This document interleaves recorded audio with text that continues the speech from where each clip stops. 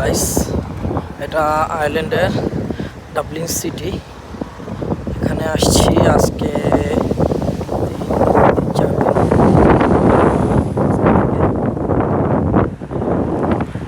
যথেষ্ট ঠান্ডা মিডল ইস্টের তুলনায়।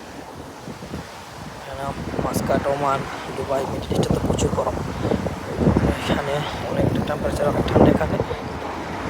তো আসছি 3-4 দিন হইল এখন, সেজন্য একটু বেরোছি যে কী অবস্থা এই শহরটা দেখার জন্য হেঁটে হেঁটে।